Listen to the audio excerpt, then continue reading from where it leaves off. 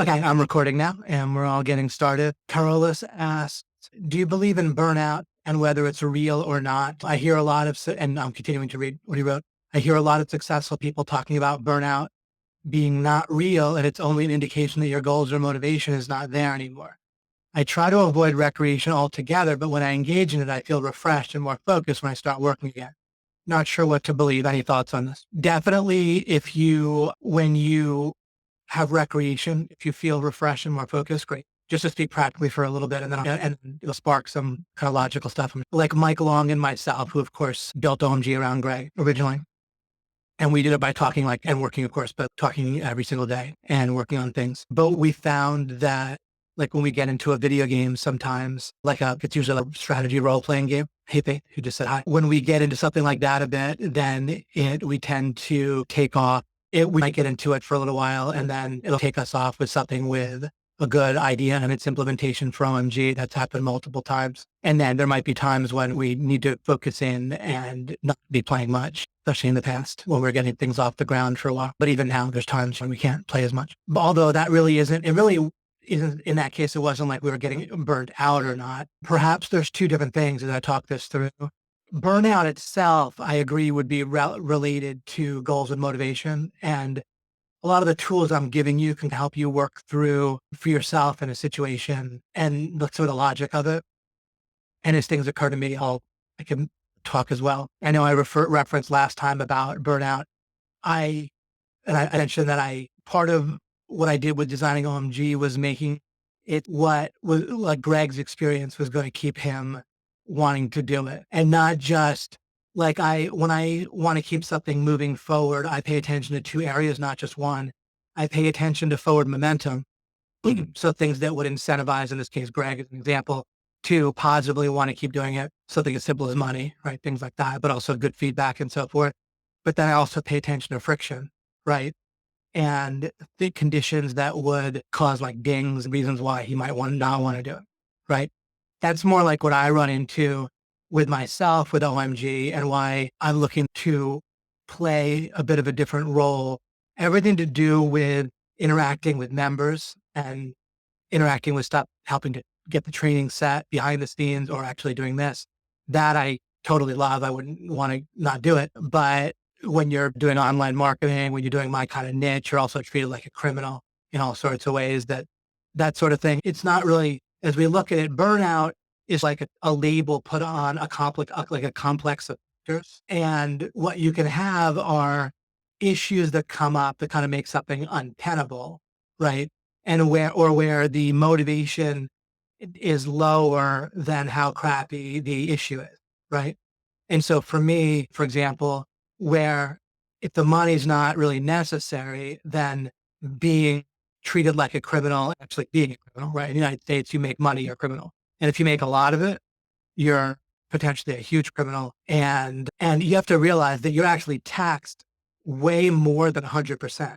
If you collect a lot of money and pay a lot out in expenses or in splits and joint venture deals, you actually have to pay 37% or whatever tax on the gross, except for if you can justify the expenses, which you typically can, but it's not like totally guaranteed. And if they make you do it, you have to do it. You could be thinking you're retired or thinking you have something to do or have a massive project that you think you have to do. And if the government comes and tells you you better do something, then by default, you're in jail, right? And having like massive amounts of money taken away from you. So there's that, the merchant accounts treatment like a criminal, like you get it all over the place. Certain customers or non-customers might. So you want to watch out. I just gave you that example for myself, but you want to watch out for things like that, where there are these negatives. Some of them you can't do anything about, of course, but some you can. And part of the no refund policy was to not have people where Greg was feeling like he was failing in the sense of they were auditing the course and then dropping out right when they weren't serious. I'd rather have people that are serious. And also psychologically, when someone commits, they act differently and they would treat Greg differently and so forth, just naturally.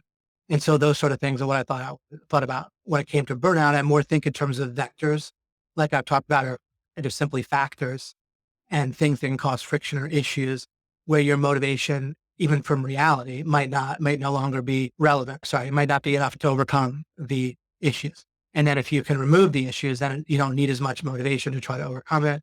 And at some point, you get diminishing returns from trying to positively motivate yourself or other people, right? Like more and more money becomes less and less incrementally relevant, whereas the negative stuff can add up. And the same thing can happen in relationships. And it's something I pay attention to great benefit in relationships is I strongly try to not have negative issues and factors in relationships. And a lot of people ignore that and they expect things from people and have these assumptions of what they want the person to do in a relationship. That's like a bunch of stuff that is ultimately unnecessary and it's a pain in the butt. And it's a very common thing for people to do. We take it really for granted to do that or to be like a negative in a number of ways. And not like where you're overtly complaining or being obnoxious, but where you expect the person to do this, that, give you a ride, do show up for this, go with you to that. And I try to eliminate those things and then that eliminates burnout in relationship. It's not really burnout, right? It's these two, like kind of 2 meters. And if one, and there's the threshold that gets formed by the negative factors and then you have to overcome it with positive factors, but it's not like a one-to-one correspondence. And if you have negative factors, what's going to happen in a relationship or with your work, which is very similar, right? The mind works similarly. The kind of dynamics are the same in both cases. What's going to happen is there's going to be fluctuations in the positive feedback or positive experiences in a relationship on a particular day, how much you feel like you're interested in being intimate with a person or just being with them in general or talking to them, right? Some days we feel like that more than others, whatever it might be, the kind of positive motivation for a relationship or with the work, we're connected or feel associated or have a frame that's leading to us to feel the positive associations and factors with what we're doing to make money. And that's going to fluctuate. So the higher the threshold of these negative dings and problems, then if the fluctuation goes below that sometimes, then what you want to do is have it so low that the fluctuation stays above the issue. Say me working with Mike or Greg, and then my other partners too, but just to keep it simple with Mike or Greg, it was so like the fluctuation with working with them in terms of how much I might be enthusiastic about Mike or Greg, how it doesn't fluctuate much in the first place, but to the extent that it does, it's way over any kind of negative factors from either one of them, which are quite low. So that's just a way to picture. And you have relationships like this with friends, could be with an intimate relationship, could be with business relationships or what you do for a living, where there's day-to-day fluctuations, but it's way above whatever like negative threshold where you no longer want it at all. When with work or with any kind of personal relationship or any kind of relationship, business, personal, or with your relationship with work, same thing. What can happen is there's the negatives go to a certain threshold.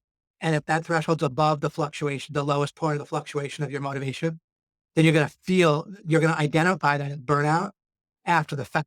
But again, that all that does is and this illustrates how people think in kind of the default way and how they talk and describe things and philosophize in a way that's ineffective, right? Is where the fluctuation will go under the threshold of negative stuff, but they won't realize what's going on in the way that I just explained it very clearly.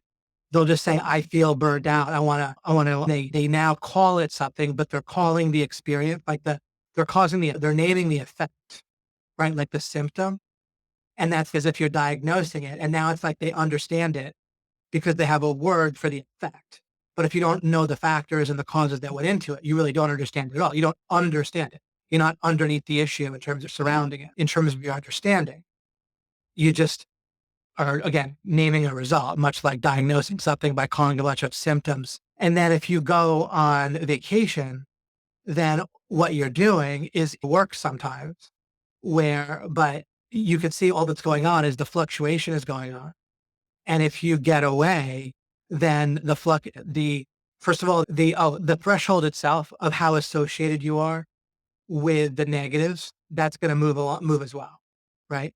Like how negative you feel about the negatives of your business partner or your work that you do is going to go up and down. If I get an IRS notice or I get a call from my accountant saying, hey, maybe you might owe a tax to the state for this thing, and who the heck knows? And I call them, they say, no, you don't. And then it's all confusing and I read it and I can't tell.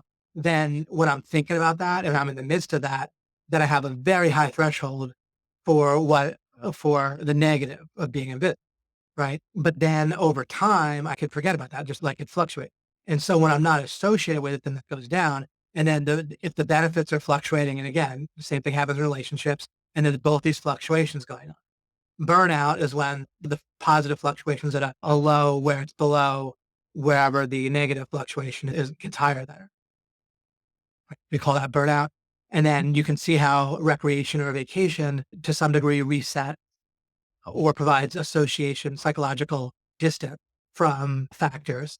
And if the factors were net negative, that having distance from them would provide, or would you have more relative distance from the negative, right? If you had a bunch of great stuff happen and you went on vacation, you'd have more distance from the negative, for the positive, and so it would actually reduce the momentum of the positive. If you went on vacation, you see what I mean? Because you go on vacation, you're creating a psychological distance from all of it, right? So if it's more negative, then psychological distance in practice will tend to, well, sometimes work, right? But the whole thing, much like treating any kind of symptom, treating symptoms is a totally valid thing. It's in many cases, but always an obvious potential issue with treating symptoms, which is you're not addressing the underlying cause, right? And there may be no way that you can address some of these factors, positive or negative, but you can, with some of the factors, you can address them in various ways. So I think that gives a pretty thorough answer to what you brought up. I'm glad you did. And it provides a good kind of illustration of looking at things that way. How's that work for you, Carolus? Yeah, you're very welcome, Fletch. I was going to take a look at some of these, just a few comments also from the beginning as we get started here. Excellent. Terrific, Carolus. I'm glad. Hashtag gold info. Appreciate that. Julie Curry gave an example. Julie and Megan also gave a good example. I'll just give them to you. Overall, as a strategist, meta strategist, world-class strategist, whatever, demonstrated, right, that I've done in a few ways, not just calling this, but the very topics that I say are important are chosen strategically, right? So the very fact that I'm talking about something on this or doing this webinar series and I'm talking about what I'm talking about is because I think that it is very important, right? I think it will be helpful. Obviously, you guys are on for the same reason. But some of these comments really illustrate that the things that I'm talking about, and I'm not just talking about them like I'm informing you about them, I'm making a case and I'm also helping you feel the importance, right? I'm trying to, and you know this and you feel it, where it's like saying love everybody, right? Like that statement in and of itself without making a case for it. And a case is one thing, but if you can actually prove it in a clear way, then it's radically different than just saying it. Most of the things that really hit you about LOI, if you go and tell a friend out of context, it won't hit them, right? It'll just make a little bit like a greeting card or a cliche, right? But what we're doing here is building a framework where you feel it and it makes sense and you make sense. It even trivializes it, but you know what I'm saying? Okay. I'll do Julia just because do that first. Julie said, can't wait. Had an interesting week, having a much easier time focusing on one thing at a time and doing, quote, whatever it takes to win or break through with it and not getting frustrated with things outside of my control. Man, I had to repeat the same piece of work 4 times until 1:45 this morning. Excellent. Great. I really covered that kind of in a emotional emotional in a good way, right? Where I was helping you really feel it and integrate it last time. And Julie wrote, very mindful of catching thoughts and actions that imply, I believe I'm not going to win. Whenever you imply you're not going to win, that's very counterproductive, but very normal. And she goes on to write, whenever possible, letting go of a desire to see external evidence of progress. Let me cut in here. And when you do see evidence of progress, perfectly reasonable to feel gratitude, to enjoy it, to give your brain feedback. Great. Part of what's going on in life is you're in communication with your brain. Your brain itself is almost like an employee. If your employee did something well, you would want to recognize. Actually, this illustration, any metaphor is not going to be completely perfect in every way, but this illustration is really useful, right? With this very concept of, because I know that I'm guessing that it's still something that you guys might be thinking about or working on. It has nuances to it that are a little not so obvious or complex. So what is it about progress that we want to see it? We don't want to see it. Think about an employee. If you're hovering over them and nagging them about progress, it's pretty easy once you look at it that way to see what would be to have at least a sense, right? You don't see it exactly. You don't know the exact line, but you can start to eyeball better when it's going to be really counterproductive to want to see progress from employees. On the other hand, if they make clear progress, then if you were to snort and say, who cares, progress is irrelevant, I just want to see a result, right? Then that wouldn't be helpful either, right? You certainly would want to encourage anything that either actually is progress or might reasonably be progress. Now, if they get sidetracked where they keep making too many widgets in one place, but the whole assembly line's not working because the machine's broken somewhere else, metaphorically speaking, right? If they're doing part of the like a thing to get results, but they're not getting results because they keep piling up one seeming progress, but it's no longer the bottleneck, then you can correct that. Just as using the employee metaphor, not for employees, but for your own brain, right? So you both, but with the employee metaphor, you can probably see it reasonably well, where you both want to appreciate and encourage progress, and you want to keep an eye out for when progress turns into too many widgets over here, but there's a bottleneck over here, right? Too many leads, but not enough, not working on the sales pitch, right?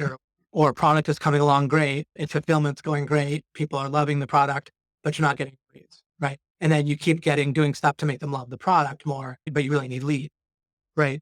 When you first start getting in good feedback about a product that you're doing, obviously you want to appreciate that, or you want to reinforce to your mind to appreciate it, right? With yourself, your kind of relationship with yourself. So, but at some point, then that's enough. You can still appreciate each new one that comes in, but you might need new leads, for example, if you're looking to make money, right?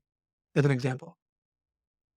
Great. Thanks, Julie. Still working on that combination lock. And so hopefully what I said will continue to help. Wherever possible, letting go of a desire to see external evidence of progress. I agree. It's a little bit of a puzzle, and it's something that our normal paradigm is so off on that you have to think about it to get it right. We could think about driving a car. We obviously want to be, or if we're driving somewhere new, we want to keep having a sense that we're going the right way rather than the wrong way. If you're swimming, right, you want to get a sense if you're swimming a long distance and there's not a lot of landmarks or there's one, you want to make sure you're not going in the wrong directions or you're pulling to one side or the other. And so it's fine, of course, to have a sense that you're doing the right priorities, you're going in the right direction, anything like that. But you want to constantly not have it's not about whether you lose sight of the ends result that you want to get. You actually can lose sight here and there. If you're driving correctly, you don't have to be thinking about your destination while you're driving, right? But what you need is in life and in thinking is a really big concept is like a red flag, right? When you get any kind of indication, and including you want to be set up to have indication, including I build in time to my day, hours, projects, life, whatever, where I stop and check. But it's not every second, right? There's lots of checking. There's lots of metaphors where it's important to check, like maintaining a car. It's important to check every year or 6 months. And yet it's counterproductive to check every day. That would be obsessive and unhelpful, right? Similarly, with a project, with your life as a whole, with a part of a project, whatever, you want to have an appropriate, reasonable amount of checking and an appropriate, reasonable amount of openness to red flag to make sure that, or to make as sure as you reasonably can, that your priorities are right, you're doing the best that's reasonable to get your result. But overall, everything is going to lead to understanding. Remember, regardless of all of that, the basic frame is definite, right? The individual actions and navigation towards a goal, you sometimes aren't going to know for sure. It's going to involve environmental factors, things you don't know, and eyeballing things. In that case, you want to have the conditions that are reasonably ideal to see most clearly, even though you can't see everything coming up. But don't confuse that with, we can have certainty and clarity about the overall frame of everything, action, planning, thinking, learning. Everything can help your understanding if understanding is not blocked off by just wanting to confirm bias, things like that we talk about. What blocks off building understanding is the fundamental wrong paradigm of wanting to prove that you're already right and already awesome, right? But that is the default paradigm, and it gets drastically, massively in the way of understanding. Once you get in the right paradigm that unblocks gaining understanding from all that you do, then you are automatically going to win. You're inevitably going to win. You'll inevitably be motivated to take action, to plan appropriately, take action appropriately. And from all of it, and whether you achieve your result immediately or not, everything leads to understanding. That overall thing is going to always rock for you and work You can have total clarity on that. And then you're going to have to eyeball and navigate and make reasonable guesses inside of that, and practically speaking. You're not doing anything wrong just because you don't have full understanding, right? We're not omniscient. Just because you don't know in advance the right thing, just because you don't know in advance whether you're making progress, you don't know in advance exactly the difference between making sure that you're heading in the right direction versus getting overly obsessed with progress. But any kind of reasonable attempt at that should be generally good if your overall frame is right, where you want to gain understanding and you understand that's going to cause you to win regardless. If you check and you have that right, then, and even with that, everything you do is going to feed into that. You're going to get better with that paradigm itself. You're using it when you're acting on trying to seek understanding. You're, as long as there's a place where looking at the opposite to avoid is necessary and helpful. So what you can do is see clearly what it would look like to want to prove that you're already right, or that you've already made plenty of progress. Anything to do with you're already awesome, already right, already made progress, any of that. That's exactly what you don't want to do. As long as you're working on not doing that, then you're in a fundamental sense 100%. You might not see exactly what seeking understanding means, but what you can do is see exactly what it would mean to not. And you don't have to even see exactly everything it would mean to not. But if you just get a glimpse or a certain sense of what it means to not, then you build from there. It's enough of the seed. Thanks very much, Julie, there. Megan says Capstone 3, which I think is 2 webinars ago, really rocked my frames. I thought I had money figured out and had my plan. And Julie said something here. Brilliant, thanks. I need to re-listen to what you said a few times. Good job. I don't need to be omniscient. Yeah, I'm thinking out loud, of course. So listening to it a couple times might be the way to go. Adjusting this. Okay. Megan Lee says Capstone 3 really rocked my frames. I thought I had money, in quotes, figured out and had my plan, quote unquote. But when I zeroed in on the word money and then stepped back to the outer frames, I saw there was some blurriness blocking me. So I've been LOIing, right? Applicationing money, working on thinking about money this past week to get more clarity. I'm injecting to get more clarity. She means, of course, about her plan for money, her need for money, revealing goals, why she's doing what she's doing regarding money, or a frame that would help her understand what she's doing. And can now say with clarity that a more accurate number for me was revealed. And one thing I wanted to share with you guys when we talk about revealed is, of course, you maybe get this, but I don't mean like you're taking a shower and it just comes to you like a revelation. I mean revealed through, or revealed if you add numbers carefully, like 348 plus 293. If you add those carefully, then the answer to that addition is revealed. That's how I mean revealed, like built, right? Constructed, calculated. And I think Megan meant that. Her saying that word sparked that I wanted to say that to you guys. You can draw raw material from inspiration. I would more call it like inspiration if you're, like I said, taking a shower and you have an idea and it feels like awesome and right. Then what you don't want to do at that point is do nothing but prove that idea was already awesome and right. You want to use it as raw material. It might be awesome and right, but the only way you're going to find that out is by then opening the question, genuinely, is that awesome or right, without trying to prove that it's awesome or right. And you got to watch it because your default instinct. And now it might no longer be your default instinct if you've managed to shift your paradigm drastically from the default, but you don't want to have a goal to have already done so. You may have already done so, but you don't want to, never always want to avoid the, yeah, you're already right, already awesome. Just want to get right. And so if you have an awesome inspiration, then that's raw material that you want to check, right? You can never know the answer to something unless you open up the question properly. To, is it true or not? Okay, great. Continuing with what she said. She said a more accurate number for you was revealed. And I know the process used to figure it out. Great, that number. And now have the most important dot. Megan knows she ended up all the different cars she wants to buy. And that now you have a better number. Great. Let's see here. That's made it possible to see which smaller parts are still blurry. Excellent. Exactly. Once you have the courage and are willing to get some things clear, it's a lot like when you start doing niggling tasks and you do a couple of them and then you're like, wow, that was actually awesome. I feel more energetic. I feel good, more accomplished. And then you feel like doing more niggling tasks that you had to do. So anyway, clarity breeds clarity, blurriness breeds timidity about thinking because it's like overwhelming and your brain makes you feel like backing off. right? Intimidated.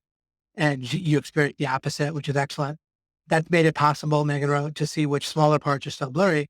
And even better, has motivated me to prioritize taking care of them. Also, I realized that in 2017 and 18, my semi-soft lock was reached. In parentheses, excellent. And semi-soft in parentheses, my SEO offer reliably making money and scaling. Right, that's her semi-soft lock. So I discovered that all I need to now is pay attention to being competent. Right, that's probably correct. Excellent. That's a really terrific and practically useful distinction that I use in practice all the time, the semi-soft lock plus competence. And you can start either way. You can start identifying what competence might be, such as figuring out how to make sure you can maintain your weight. And then you can look how to lose 10 pounds. And that's sort of a semi-soft lock. Or with money, in her case, where she got her offer working and scaling, and then she just has to be competent to maintain it, right? She broke through, and then you can often be competent. If conditions change drastically, you might need to readjust and have a new breakthrough. But until and unless they do, you might not need to. And you might hit your monetary goal before they change. Who knows? So going on with what you're, so for the first time, financial concerns are dissolved, and I have like concerns about non-clarity, right? And I have calm confidence about money that the win is set up properly and is already mostly in place, so the win is inevitable.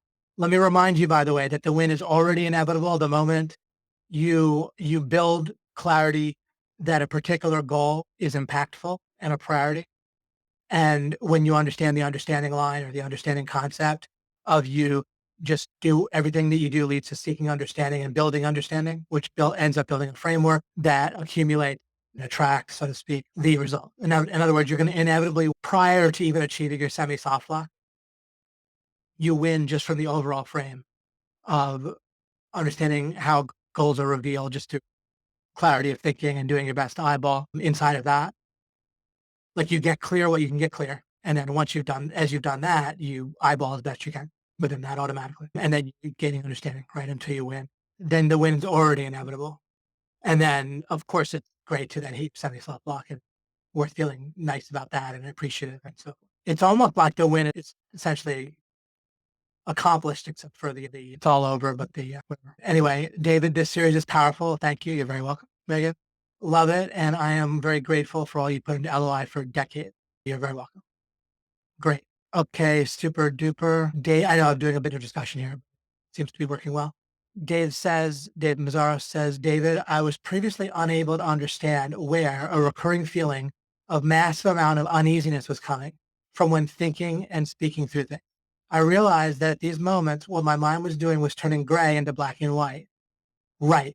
Your mind is going to give you a sense of uneasiness, intimidation. You can picture it if you're talking to someone else and you're asking about their religious beliefs or political beliefs, and they start to give you signals that you better, or ask them why they're dating this particular person or whatever. And they're starting to give you signals like you better back off and stop talking about this and start to bother me. They do that kind of in a sense unconsciously. Of course, they might be semi-aware, fully aware that they're in one sense of the kind of the symptom of what they're doing. But another person doing that to you, which is easy to picture, and I'm sure we've all experienced it, your brain does that exact same thing to you, right? The more we look at our brain as separate from us as a being, the more we can have the more that it makes sense with this model, right? Where we can predict and have a good sense of why our brain is communicating or acting or giving us these thoughts, which we previously would call my thought, right? Or your own thought. But your brain's really acting the same as anyone else. And it warns you off, just like it would warn you off of someone else would warn you off of drilling into why someone believes they was doing something that they want to do and doesn't want to be questioned about. So you're probably experiencing the same thing for your own mind. And then you wrote, Dave continues to write, since realizing this, my ability to strategize with clarity has gone way up and artificial boundaries have melted. That's wonderful. And that also relates to what I've talked about in the past. I think I referred to it, but I plan to get more into it today, or at least it's part of this home stretch part of this series where I'm just going to be building out these kind of the overall outer framework, how I look at things. And you'll see what I mean soon. But the word arbitrary, right? Realizing how big a deal that concept is when it comes to dealing with your own brain. That to the extent that we correctly don't want our brain to have the wrong type of power over us, what Dave is talking, getting us to back off, not think about outer frames, all the ways that our kind of brain controls us, right? We feel like doing something strongly. We don't quite know why. We feel like we wish we didn't feel like doing it, but we feel like it and maybe there's a reason and let's just go with it. All of that where we feel like our brain is controlling us in the wrong way or part of our brain is controlling the other part, however it feels to you. The secret to dealing with that is to call it down, to call your brain's bluff on arbitrary or in the fact that it doesn't have its outer frames clear. It's just making you feel like it does. But whenever you call it down, 100% of the time, it's not going to have it, right? Because your brain can't do that. It's just outside of its ability. So instead, it does something entirely different, which is intimidate you from checking, from looking. And when I've talked about this in the past, I pointed out that if you've seen Dark City, there's a great illustration that relates to this, where there was like a city of people where there were people setting these strong, mentally powerful people controlling the overall frame, literally people's minds. Like they would even change who they were, what bodies the people were in each day or whatever in Dark City. And this, they felt like the city was part of a greater whole. And they felt like if they would drive to a particular beach, for example, it would be there. But one guy started to realize this. I'm blanking out on the actor's name, but I know Jennifer Connelly was the actress, but I'm blanking. I don't think it was Joaquin Phoenix, right? I think it was someone else. Anyhow, he started to realize this and he started asking people, have you been to this beach? And they're like, yeah, of course, sure, no. Like, you know where it is? Have you been there? And no one, everyone just took it for granted. There were even signs for it, but no one had actually been there. When they went to think about it, it's such a good illustration of how people act with every kind of deep frame is they act like it's there and there's a reason for it, but they don't have it. But what tends to happen in practice is people just intimidate you off of searching, right? But including your own brain will do that to you. But it's fascinating once you wake up and see this, it's universal. And these universal things are what's very powerful. What I mean by that is anytime we can marginalize some grand stupidity or evil by saying, oh, it's this type of people like that's or Republicans or sinners or whatever, we can put it off on an out group. Hopefully you got your audio back, Carlos. Anyhow, whenever people can put off a problem that they spot in thinking to an out group, like a group they're not part of, like stupid people, idiot, right? Whatever, sinner, as I said, like whatever it might be, then Nazis, right? They don't fix themselves, right? They don't see it as universal, so they don't think that they have much of a problem, right? And so it's obviously a defense mechanism to put it on an out.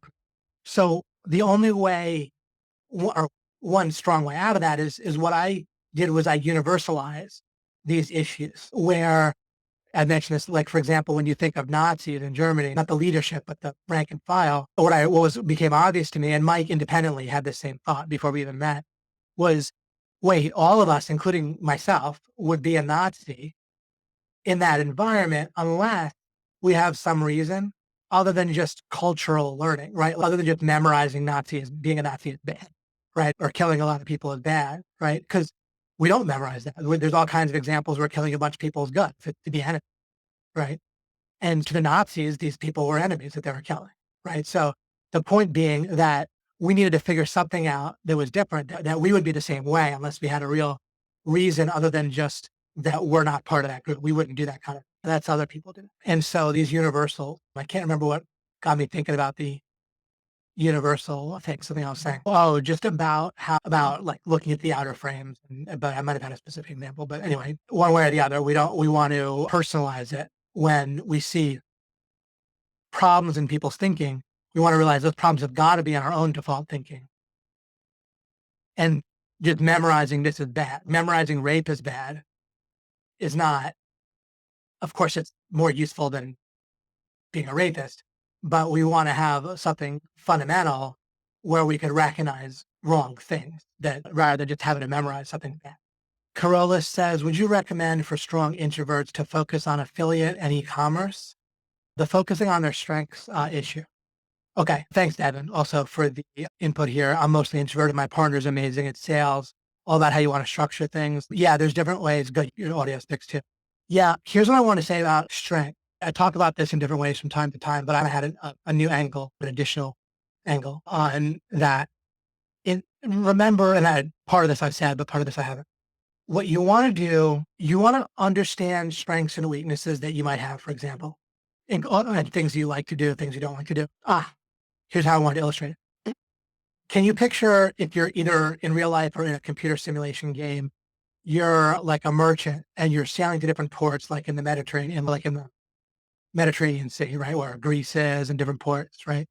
Where they have like with Venice and they might trade with whatever. They might sail to Spain or sail to other places in the Mediterranean. And imagine there's different ports. And at those different ports, there's different prices for various objects. So if they make glass in Venice, then you might be able to buy glass more cheaply. And then if you sail over to Tripoli and they want glass, then they would pay more, let's say. Okay, this metaphor is partly good and partly was failing. That's why I'm pausing for a second. In order to succeed in a business, let me just start from scratch for a second. In order to succeed in a business, you have to do a number of, you have to connect the dots, like I talked about, right? You have to have a number of things work.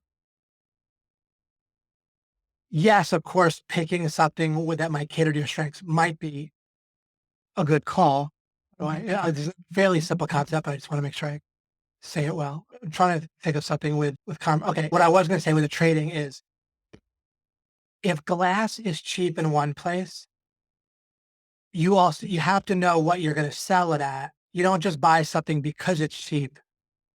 If you're looking to trade, in that case, you buy it because the relative difference is what you want it to be. Maybe they're not going to pay more in, right? Or somewhere. In some cases they will, in some cases they won't. It's more likely, if it's useful to know what cities produce what or might have more need for what and so forth. But maybe the fact that they have more need for glass means that lots of people are heading there with glass, and there's a lot of glass in Tripoli because all the merchants, quote unquote, know that they need glass. But because of that, there's a bunch of people that are used to bringing glass there. So now they actually don't need glass. They don't pay that much. My point being, it's only looking at one side of the issue rather than the totality of the issue. This comes up day by day with me, where there will be someone discussing with me about planning, marketing, or whatever. And I will tailor my plan to the situation, which sounds dead obvious. But in reality, the plans that people would come up with, that like often when I'm planning, and this happens with lots of different people that I'll be talking to in different ways, they will come in with kind of a template without realizing. They'll constantly say some form of, this worked before in a similar situation. They may or may not say those words or even words very similar, but the meaning or the implication is just like that. And it'll be like half of the picture, but it'll feel like it fit. And so people do this with their strength, is where knowing something's your strength is only part of the picture. If consulting is way more lucrative, and there might be all kinds of other things that make making money with affiliate and e-commerce significantly harder.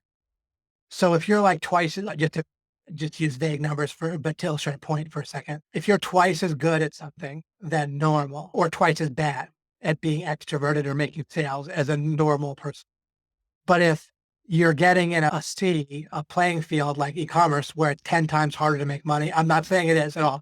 I'm saying this by way of theory, not by way of talking about actually. But let's say making money in e-commerce is 10 times harder. I can certainly say it's way less frequent and 10 times less frequent probably than, or more than making money with consulting with OMGers. That might be due to other factors. And I'm not down on e-commerce. Mike is doing great with e-commerce right now with Jared and everything. And Jason, Kalori and Donnie and so forth. And they have their store working out well. But if it's going to be 10 times harder for whatever reason, then the fact that you're twice as bad at sales, if consulting then is 10 times easier, if it's a total gold mine. And I'm not saying it is. You have to judge it. It can fluctuate based on where you live, based on the year, based on the niche that you'll be consulting in and so forth. But what I want to get people off of is this idea that, again, it's like saying they make glass cheaper in Venice, so you should buy glass in Venice. Really what you should do, the way merchants really make money, is they have a way to have a more total picture, such as the price for glass might fluctuate in Venice itself. So just buying glass in Venice doesn't mean the same thing in January as it does in March. And it might not mean the same thing in January versus March one year versus another year. The more total, of course, you can't always have more information and more understanding. However, overall, I find in practice, by just taking a look fresh at each situation in real life, in practice, day after day, my plans are more tailored and more effective than the plans of even generally smart, experienced people, but there's a way that by default, it's not as, there's something where it's so easy to latch onto one thing. It's so easy to say, this is my strength, so I want to focus on it. And it's such a powerful feeling. And the logic feels so strong for people, but it's not actually logical. What's logical is to have a sense of what they're paying in Tripoli, what factors might cause them to pay what to pay for glass in Tripoli over the foreseeable future, what factors are going to be affecting the price of glass in Venice, ideally some other ports as well, right? And again, I'm not saying you have to know everything about everything. At some point, it's diminishing returns on more information, more understanding. Or at some point, it's not even diminishing returns, but at some point, you just get over the threshold and you can accomplish your goal. You don't need more understanding. You accomplish it. But where you want to look at it that way rather than just saying, this is my strength, this is my weakness. I want to do more of my strength, less of my weakness, and so forth. So that's what I wanted to say about that. But that form of question and concern comes up constantly for people. And plus, in practical terms, it's something that even smart people really get wrong constantly. It's very powerful to focus on an advantage and say, it's like if something's on a big sale and then you feel like you're biased towards buying it. But the only way to figure out whether you want to buy something on a big sale is to have a sense of what your bottlenecks are and what you do in your life. Plus, where it might be, maybe it's even sold cheaper somewhere else anyway, or maybe whatever. So people really get fixated on advantages or disadvantages. And what it does, here's another, I'm going to continue here because I'm going to, important thought. There's a very measurable, proven effect of both the halo effect and the opposite of it that's been proven in a zillion different ways, a zillion different times, where your initial impression sets a frame, right? And my own model of frames takes this into account and predicts it as well. That sets the frame or the category. And then after that, the subsequent interactions with, if it's a person or if it's with an experience, or even the price at which something is sold at, the price at which someone gets season concert tickets, including if it's presented as at a discount. Either it might be the absolute price or it might be if it's presented as discounted tickets. The exact same effect of the tickets to the exact same season of the exact same concerts, plays. They've measured how people will attend less during that season if they got the tickets discounted. So that initial frame, everything else was the same, but that initial frame set the meaning of the subsequent plays, their motivation to come and show up for other concerts and so forth, or plays. Same thing, of course, if you meet someone, same thing as a professor's grading your paper or a number of questions, how you do on the initial question strongly influences how they grade the other questions. And all this is proven and measured, and there's just a zillion experiments in all different fields, all different areas of life. So now let's apply that to focusing on your strengths or focusing on an advantage that you notice or a disadvantage. What's going to happen? You start by noticing a big advantage you have or a passion that you have. Now that provides a frame or a halo effect.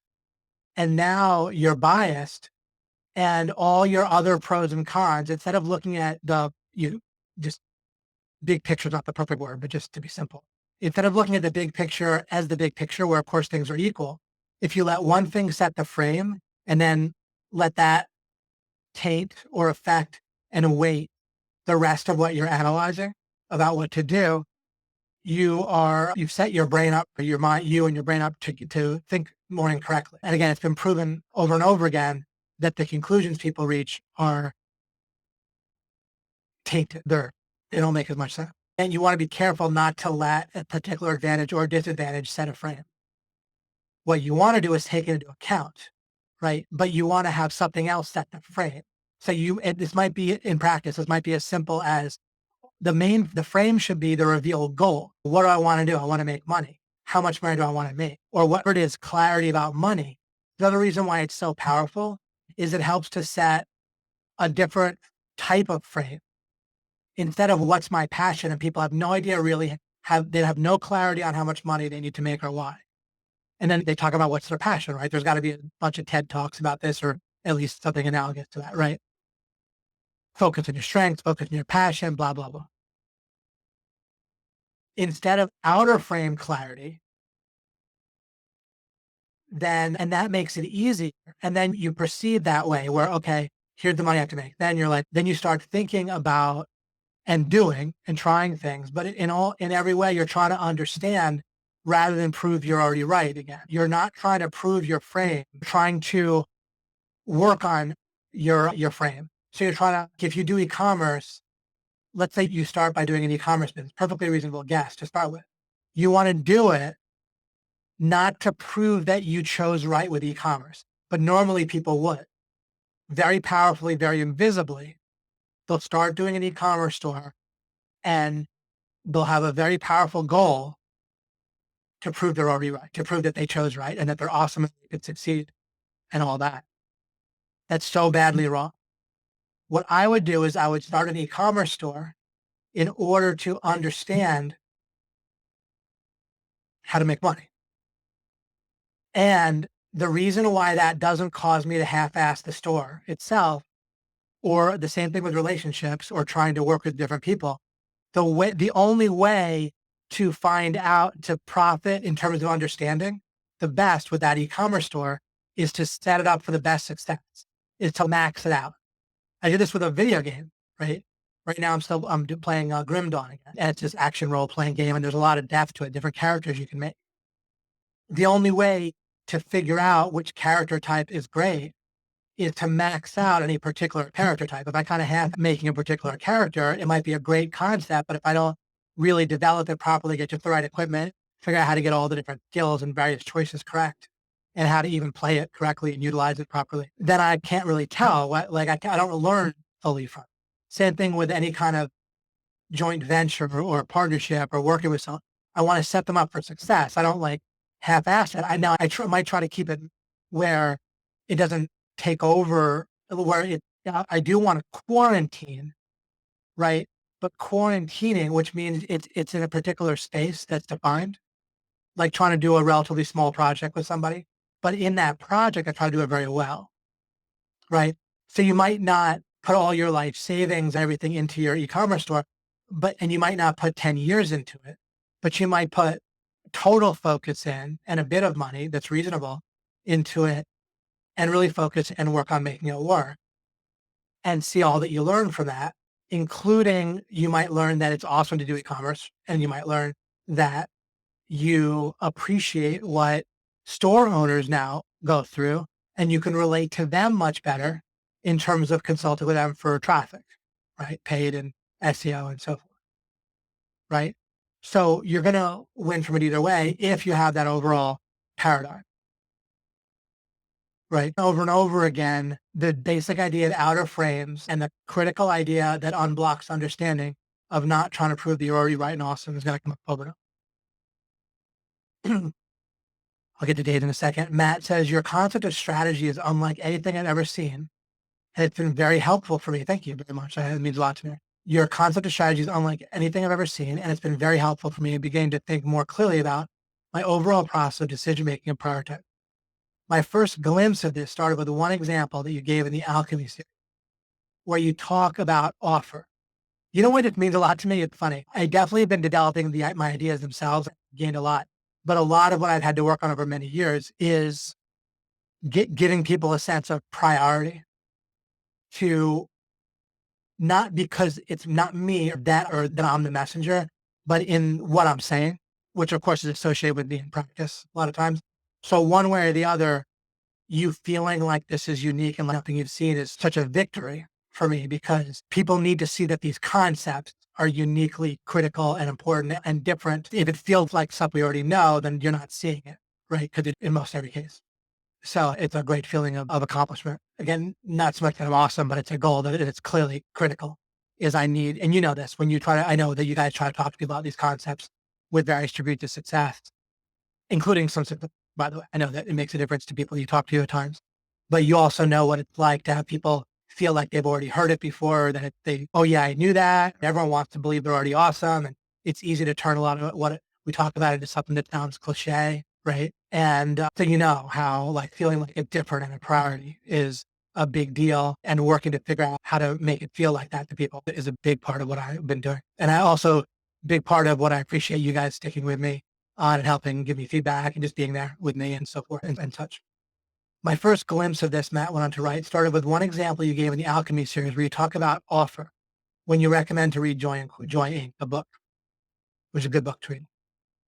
You said, did I give you one piece of information here, or did so I recommended a book, and I said, when I just recommended this book, did I give you one piece of information or 900, or did I give you 1,000 terms of information because of all the books I didn't recommend that I theoretically could have? What about the 999 other books I could have recommended that I didn't? This is great. I'm glad you remind me of this, Matt. It's really helpful, actually. Yeah, because when we talk about priorities, the magic in a priority, like if you say to someone, I decided such and such that I'm working on as a priority, it might sound like you're saying nothing. But if you understand what you're saying, and if they do as well, then you actually said 1,000 things, right? You chose that instead of a zillion other things that in practice you could have, and other people typically do, act as if their priorities at different times and they're scattered, and the priorities keep changing and switching. If it changes, it's not the same thing. And so it's really like 1,000 things to figure out a correct priority and stick with it. So Matt said, what about the other nine? It said that I said, what about the other books I could have recommended but didn't? And then he went on to say, although I now notice you are constantly thinking in terms of strategy in the way that you mean it, that one example has stuck with me, and I've been seeking to understand alternative use decisions better ever since. My ability to think clearly and prioritize is 1,000 times more effective because of this. That's awesome, and I love the way that you put this. I know part of it's quoting me, but part of it isn't. And it's really great the way that you put this. So I'm going to take note of that, and maybe I'll cut and paste it and use it. It flat out cut and paste it from you here and there. I love it. Thank you very much, and you're welcome. Dave said, on the topic of arbitrariness and Nazis, I've sometimes thought about the symbol of Nazis and how people get very offended by it. If a group that did really bad things use a symbol of a triangle, it seems people would feel all of a sudden we have to stop using the triangle and be affected. Fair enough. And of course, that can relate to the symbol of the South and so forth, which is not, of course, the Nazi flag and such. And also associations, yeah, glass and Paris. Carlos, do you think, although practically speaking, if people did do terrible things and it symbolized a triangle or to a certain race or whatever, then Jesus talked about this for other people's conscience, right? You still would want to not use a triangle, right? If a particular word that I use commonly became used as an offensive word, that of course we just stop using it anyway. It would, in one sense, be arbitrary, but in another sense, it's real because if something's genuinely used to hurt people, then you can, for their sake, not use it. Carlos says, do you think that work-life balance and recreation are important, or should our goal be to become obsessed? I'm really glad you're asking these questions. Actually, I'm glad to clarify and expand on this. Practically speaking, a huge part of I try to both talk about it in the first place, but also make clear when a particular theoretical thing I'm saying is something I genuinely use a lot. And this whole thing, this question cuts to the heart of something that I use, and I use it, and I see it being different than a lot of people often around me. I don't just mean my business partners. I just mean like all over the place. I zig when people zag, and it's very effective.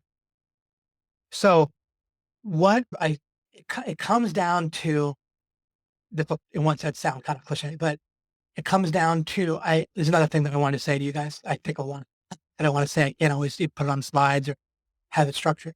I do have some structure for this webinar, but this is a good discussion. But what I'm going to say relates to priorities. So in terms of time management, I manage priorities. I said this before, but I'm very clear on priorities. I also manage immersion and obsession.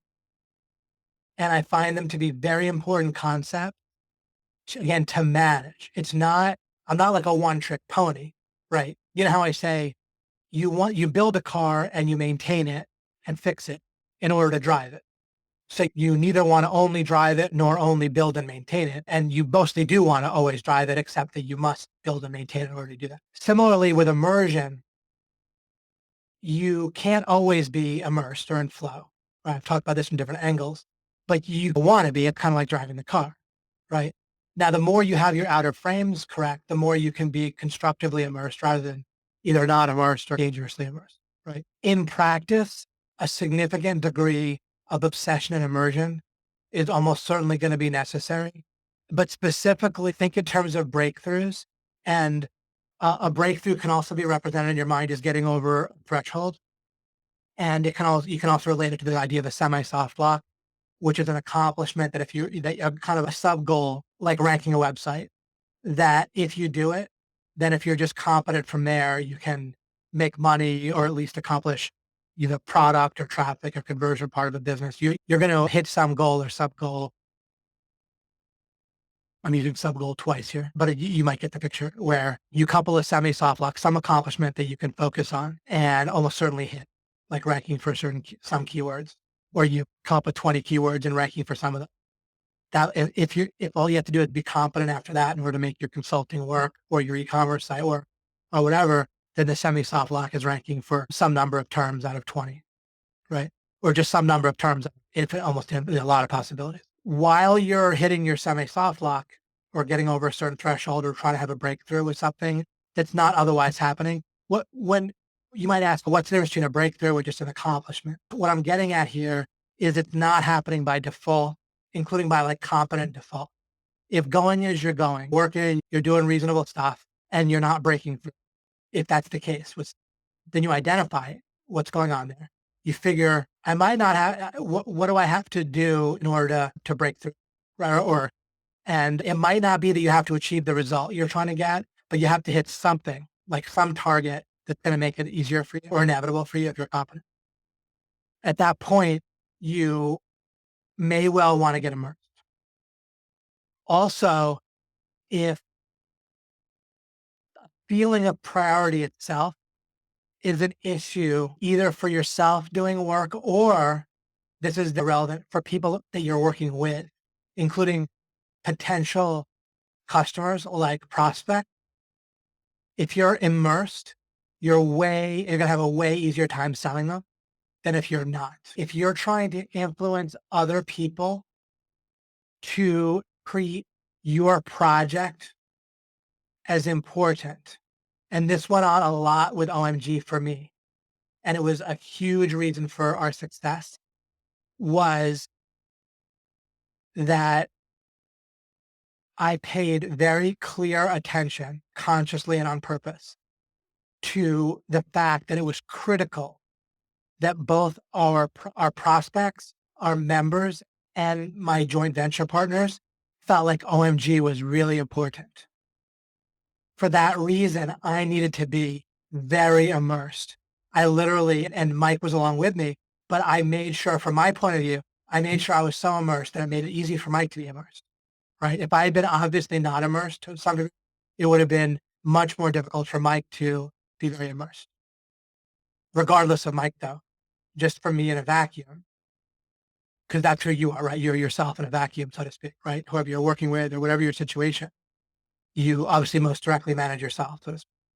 So I recognize, but this is huge, and this is such a fundamental secret to my success, is I recognize that it was critical that they feel like OMG was important. You might say, what exactly does that mean?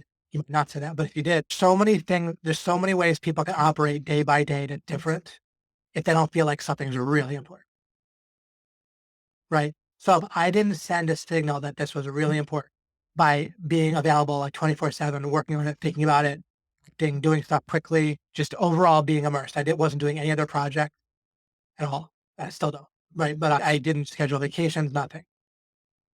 But it was natural for me and motivating for me because it was going to be so much easier to deal with people that felt like OMG is important. Imagine if our prospects don't feel like OMG is important. It's way harder to sell them. So my life is harder. So I could have 1.5 feet in and 1 foot out, but my actual work would be harder.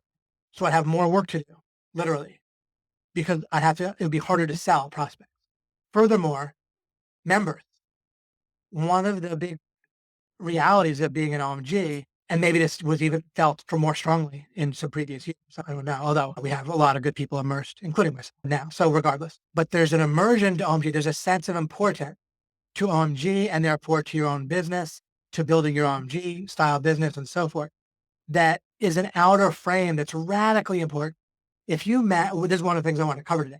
If you manage important, like if you have importance right, or if you have it wrong, but it's so impactful in one sense, seems logically circular.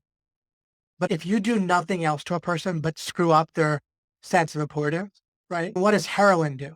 Just to use an extreme example that's easy to spot. I have a slide on one of my slides. What does heroin do? It might create bad effects. You might say it creates addiction, but in a sense, it affects the sense of what's important. What becomes important is taking heroin, right? And not even really having money to make heroin, right? Like it's so immediate, like long-term planning. They want the heroin so badly that even one step removed of having the money to do it doesn't seem very much, right? Somehow, you just want the heroin. And when you're on heroin, you're so satisfied that you don't even think about making money very much. I've never, I'm just guessing, but I'm just being simple cliche about a strong drug, right? So I might, again, I'm pretty far removed from it personally, but I think we can identify with this just as a kind of overall example. So it really, most of what it does, if you think about it, it just messes with someone's sense of importance, and doing that radically affects their life, just radically, right, in a negative way. So I focused on it being important. That made it so much easier for members to have success just by feeling important. Of course, it really matters whether SEO information was correct. Greg was doing a ton of research, but Greg was immersed and he's immersed in SEO. He makes SEO feel really important to people by being around it, right? So I had to be immersed and obsessed, or else everyone else would be much less immersed and obsessed, unless another leader stepped up and definitely took care of it, right? He could get lucky and hang on their coattails, not be obsessed myself or have them pull me in or whatever. But in a vacuum, from my perspective, I was going to make everyone feel immersed and until I can only do that by being immersed. And that was actually going to make my job way easier. And it's eye opening seeing Jake Tanner, who just did such an amazing job. And he is the Inc. 500 that he got number 52 on from Syracuse, which is almost like being number one, because when you're from Syracuse, Inc. number 52 on their growth list, it's just shocking, right? Syracuse, New York, small. It's a kind of a small town that kind of isn't, it's not a super small town, but it's not at all and thriving in terms of commerce. I grew up in Westchester in southern New York, a suburb of New York City. Syracuse is, of course, upstate. So it's extraordinary, but it also is eye-opening about OMG, where OMG's growth in numbers, I just don't think we were structured and audited both the structure and the proof of the information and submitting it. I didn't do with that, and so forth. But we would have been extraordinarily high, right? By analogy. So my point is the growth is basically unheard of. It's almost completely unique. The growth in the numbers of OMG, especially if you take into account the investment, the risk and the investment, when we went hardly invest anything and got to tremendous numbers in like the 20 million range in a year and so forth. The point again with obsession and immersion, but it's not whether it's good or bad. It's like how it works. And what I got with that can only be accomplished with that. And again, when I say I was talking about those numbers that we reached in the sense of how easy it was, hard in the sense that I focused like nut and I worked for years, kind of 7 days all the time. I was on. But in terms of how much money OMG made and how much money I made personally, it's easy in the sense of bang per buck.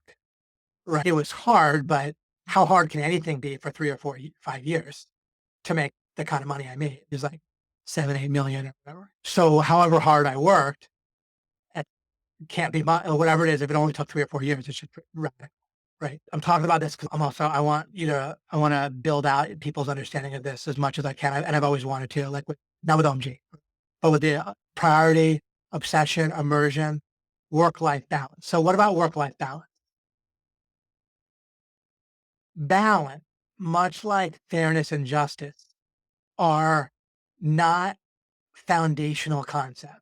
I'll talk for a minute about like fairness and justice by way of metaphor. Let's talk about fairness, right? Fairness, when it's used as a foundational concept, is horrendous. Now, if there's only 3 cookies and there's 3 people in a particular setting, then it's perfectly reasonable to divide for each person to have 1 cookie if everyone wants a cookie. So as inside of the box, inside of a scenario where there's, but as a foundational concept, it's led to all the horrors, right? It's used as a justification for all kinds of horrible things, right? All the horrors of communism and so forth. I mean, it used to justify all sorts of immoral actions, even in America and such. What we want is abundance, right? I'm making it matters in and of itself what I'm saying, but I'm also making a parallel, about to make a parallel to balance. It's the same sort of thing. Balance is not a foundational goal or an end goal or a foundational frame. There's no benefit to balance. As a matter of fact, like if balance is used as the fundamental thing we want, and then we look at any situation where say we need balance, right? Then there's all kinds of situations that where balance is not what we want. And so it would cause us to make terrible decisions. What if we said you need to balance sleep and waking so that you need to have 12 hours of sleep or 12 hours of waking? And you would say, well, but balance in that case might be 8 hours of sleep. No, that's not balance. Balance is half and half by default. And anything else is you look at the situation and think, how much sleep do I need to overall have the best life with everything else? And that might be 8 hours, 9 hours, whatever, right? Different for maybe some people, five, who knows? So it's nothing to do with balance. It's you have to do with understanding the situation and appropriate allocation of resources or however you think of it, right? So you don't need work-life balance. Like balance is a word that either means the wrong thing or it means nothing. Like it's either like a tautology, which means like meaningless, right? And balance just means the best choice, the best allocation of resources. Then obviously you want to have the best allocation of resources. However, then once you say that, you don't need another word. Like balance doesn't really mean it, right? Anyway, because you wouldn't even need to say, should I be obsessed or should I have the optimal, right? It would be a false choice between obsession or immersion or the optimal allocation of resources, because of course, immersion or obsession might be the best allocation of resources. So it's not a counterpoint to the best allocation of resources. Balance would then have to mean something else besides that. And so whenever you start looking at what balance would have to mean, it becomes meaningless, right? Like I think I illustrated it fully with sleep, really. What either you allocate sleep in an overall best way, which would be done by having more and more understanding about your life as a whole, including sleep, right? That would allow you to allocate the right amount of time for sleep. That's obviously the correct answer. More understanding, then you eyeball sleep as best you can, right? Balance becomes again a meaningless concept. If it doesn't mean 50-50, then what the heck does it mean? It can only mean the best allocation of resources, which really is not the same as balance in the first place. And so it dissolves. Now, what other things are going on there? What you, of course, want to do is understand overall what's going on in life, which is exactly what I'm looking to build in this home stretch part of the webinar series, right? Including today, although I've been doing discussion for a while. But it's exactly what I want to cover. This is exactly why we need outer frame to get them right, because then you understand, just like the way money works with a sub outer frame, right? Like understanding money is not the most foundational thing in life, but it's foundational relative to your business.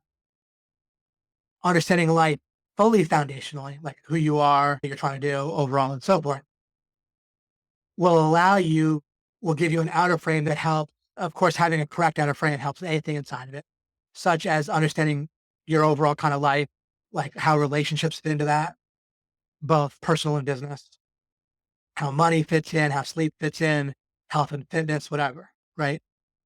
So the more of an understanding you have of the different aspects of life that are relevant, then you don't balance those things. You, in essence, optimize those things in a way that is just a good idea. The obviously good meaning of the word optimization. You could have over optimization, which is in a sense a contradiction in terms, right? Or it just means you put more resources in than you need to comfortably get over a threshold. It's no longer benefiting you and you're still putting resources into it. That would be over optimization. It's not really over optimization. It's really incorrect, right? Optimization. So this should be taking kind of shape for you, where the word balance is only going to muddle the issue. It's either incorrect or meaningless when we talk about balance, right? It's a little bit like fairness. If what you want to do is allocate cookies correctly given the situation. Now, the first thing we check is whose property, right? And then if there's someone's property, there's no one else besides the person whose property they are allocate them in the first place, right?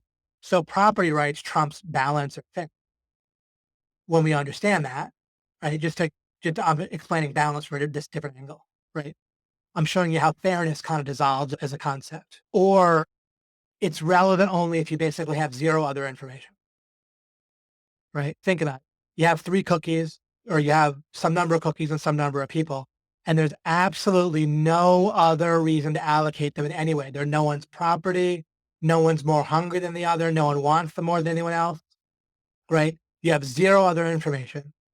Then that's when balance or fairness is relevant. As soon as you have information, concepts like fairness and balance become pointless and meaningless. Because once you have information, then you act on the information. You try to make the best decision given the information, right? And so you basically, in a manner of speaking, I'm never the word police. I never care if someone uses a particular word. But in a manner of speaking, to illustrate to give a memory hook to what I'm saying, you can take the word balance, and similarly, you can take the word fairness out of your vocabulary, in essence. I don't mean you actually should never utter the words, but again, just to give you a memory hook, you can remove balance from your vocabulary, right? You want to understand best, which includes having the outer frames of understanding life best, to make the best decisions about your work-life balance. During the time when I really focused on OMG in particular and really had to look immersed, and I warned people, I stopped doing that right about a year ago, and I warned people that I was going to do it, and that other than as it relates to quality for members, by the way, I don't cut corners on that at all, but just in terms of overall immersion, which OMG as a business means sales for OMG, right? So I was not going to be immersed in the same way, not out of rebellion, but out of it looking at life as a whole, mine and everyone else's. It no longer was going to make sense. Like it was never going to make sense for me to infinitely be immersed in OMG to the exclusion of all other activities, including spreading LOI, right? So at some point, I was always going to get to focusing more on prioritizing LOI than OMG as a business, not as what you guys experience. That's different. Okay. But as a business in terms of making new sales and that sort of. I've still done a lot of work for that. I've still made sure we've done well and we're doing great, but it's different when I'm not immersed. And it's take it over time, people internalize it more and they step up and they realize that they have to provide that leadership. But there's a transition period. But I knew it would happen. I knew that immersion is so fundamental. And then I knew that I built OMG around my immersion personally as I built it. And I knew there was going to be a transition when I was letting go of that. From nothing else, all the other evidence, there's nothing else was going to be different. Just my immersion. I knew it was going to be relevant, and it was. And like very relevant. That is so powerful. It's the whole picture in a certain sense. Purely priority. When I say immersion, the fundamental concept is priority. But priority, dictate, and clarity about it, choosing one, sticking with it, doesn't change unless it changes. It dictates your life in one sense fully. If epistemology, if your paradigm about how you treat knowing what's true, the importance of it, which really relates to proving that you're already right or not. When I talk about how to know what's true, I'm not talking about doing like geometric proofs every day, right? Or axioms or doing logic or not every day. It really relates fundamentally to whether you live your life trying to prove that you're already right, already awesome, which by default people do universally 100% all the time, very powerfully. You need to acknowledge and embrace it to be a very powerful force and habit and influence to start with. But the fundamental frame of life on life is, I talked about it in apotheosis when I called it apotheosis, but fabricated certainty. It's all was referenced in one or more of the comments about my brain turning gray to black and white, and my stress was coming from that. And I was trying to uphold that. I think maybe Dave said that. I know. Yeah, I want to do both too. But when it comes to me to develop a concept, this is all things to talk about in this anyway. So when it comes naturally, then I go with it. It's less Q&A than I'll lead in to talk about certain concepts in kind of a natural way where I'm not struggling as much to talk about them when they're out of a context of the question or an example. Okay. But I think that probably makes sense. So balance is not relevant. Understanding is, then you try to make the best choices with understanding. I was saying, even when I was very focused on OMG 24/7, I still cut out about an hour a day on average to spend with all or family. And so that's an example. I didn't do that to balance things, right? It's not about balance. It's about this is necessary It's a critical part of my life, my marriage, having it be strong for my quality of life, for a commitment I made, for the fact that, of course, I care about my wife as a person, very her happiness, everything. But the overall impact I was going to have both on my life and the world and other people was going to be huge as well. And so that it would be ridiculous to neglect it. And an hour a day was enough to have it be good. And given the other realities, it's optimal. But it also sometimes would not be a priority in terms of if we were going to do something and something came up with OMG, I would answer the phone or deal with it instead. Right. And then try to do something different later or whatever. Same sort of thing with having a young child, right? For some amount of time, that young child's needs take a certain type of precedence that you can't do much about. And then you try to undo that. All right. Okay, let's take about half an hour today on this and move on. All right, what we want to start doing in this home stretch part of the series is building a feel, an integration, a knowledge of outer frames. The word outer frames might not sound sexy at first, but I think I've talked about it so much at this point. I think you guys are into it that it's what we want to hear about. And of course, I need to explain this. Let's see here. When by contrast, I'm neither going to try like all of this capstone series. Part of it, what I say will be familiar, and I'm not going to come up with all new examples of some things that I've said in the past. I might bring those in, but a lot of what I say will end up being new or newly felt or new angle. And it's going to be a mix of that. And if it seems like I'm saying something I said before, it's all part of the mix. Okay. It would be inefficient for me to try to not say some things that I've said before in the same way that I've said them before. Okay. But if you hear something I've said before, be ready for a new thing to be interspersed with that. And so, all right. The way that our understanding of the world and our model for the world and our kind of vague default outer frame get built originally is, we can say, from like the inside out, where there's a sense of who am I? What's my relationship with the world? What are my needs? That sort of thing. Right. And so it gets built if you basically around the idea that, oh, I'm my body. And, oh, I also have a mind, or my body has a mind. I am my body. So logically speaking, without putting it in terms when you're an infant or when you're 10 or 20 or 30 or whatever, but it basically, I'm my body. And therefore, when you say I have a mind or I thought of this, people identify with their mind and their body, but it really starts with their body because there's a sense of the physical world and what's my place in it. Okay, I'm a body in the physical world. There's other characteristics that I have. There's a mind and then I'm conscious. And so that actually is already like a contradiction in terms, but it's just glommed on and it's how people think, regardless of whether it doesn't make sense. And so they look at bodies as being conscious or bodies having minds and the minds are conscious, or we're our mind and body and we're conscious. However it's expressed, again, it's fundamentally incorrect and intrinsically incorrect where it can't be made sense out of, but everyone think by default anyway. So I'm just reflecting on what we think. And then it gets built outward from there, but it doesn't get, our understanding of the world doesn't get built by fundamentals.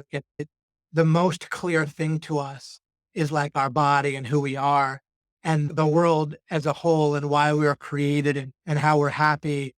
It gets more vague from there. And if you look at the world from your brain's point of view, let's say your brain starts when you're an infant and it's trying to figure out what's going on as a brain does, then it just makes sense for the brain to do. It's who am I? What do I need to do? And of course, it has these instincts to keep us alive. Now, to skip ahead for a second, if we look at things from God's perspective, and I haven't proven in this series that God exists or not, but I'm just giving you a mental exercise. If you're God and you create both people to survive and then people as a whole to continue to survive as a species, I don't like the word that much, but suppose it revolves around people, but it would you. Anyway, you build them to also survive as a species because you want more people and people have more chances of figuring things out. And so, but you're looking to have way for consciousness to get involved with the world, right? You have a conscious being, they need some kind of they need something to do, right? Either you just put them in a unthinking state of bliss or you have to create like a whole world for them, right? And if you create a world for them, they need to have some sort of avatar, right?